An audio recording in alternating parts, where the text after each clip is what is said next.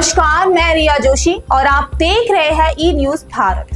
तो ट्रंप की वापसी की आहट के साथ एक बार फिर छिड़ रही है ट्रेड वॉर की बहस। जी हाँ, तो चलिए समझाते हैं आपको क्या है पूरा मामला।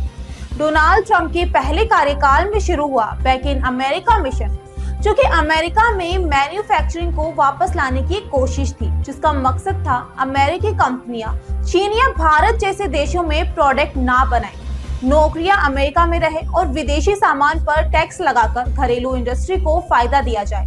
लेकिन अब ट्रंप दोबारा चुनावी मैदान में है और उनका फोकस एक बार फिर इसी एजेंड पर है।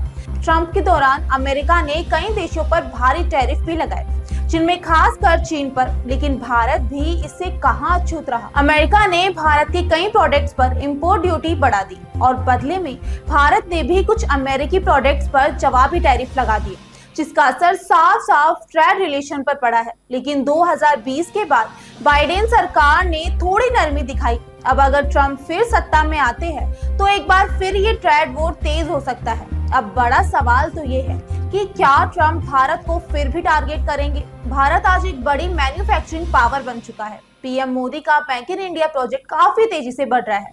वहीं भारत अमेरिका के लिए सिर्फ एक सप्लायर नहीं बल्कि एक स्ट्रेटेजिकल पार्टनर भी है, खासकर चीन के मुकाबले। डेटा कहता है कि अमेरिका आज भारत का सबसे बड़ा ट्रेंडिंग पार्टनर है, जहां टेक्नोलॉजी, डिफेंस, हेल्थ, एनर्जी, हर सेक्टर में भारत अमेरिका का सहयोग बढ़ा रहा है। अब अगर ऐसे में अमेरिका भारत से दूरी बनाता है तो उसे सप्लाई चेन से लेकर लागत तक में बड़ा नुकसान उठाना पड़ सकता है। अब ऐसे में क्या भारत के बिना चल पाएगा मेक इन अमेरिका? तो साफ है, अगर चीन पर डिपेंडेंसी घटाना है तो भारत जैसी लोकतांत्रिक, सस्ती और भरोसेमंद अर्थव्यवस्था की जरूरत पड़ेगी। आईफोन से लेकर फार्मा तक अमेरिका की कंपनियां भारत में मैन्युफैक्चरिंग शिफ्ट कर रही है। अगर अमेरिका भारत से टकराव मोल लेता है तो अमेरिका की कंपनियों को सप्लाई में दिक्कतें आएगी और घरेलू प्रोडक्शन की लागत भी बढ़ सकती है। यानी भारत को इग्नोर करना अमेरिका के लिए खुद अपने पैरों पर कुल्हाड़ी मारने जैसा होगा।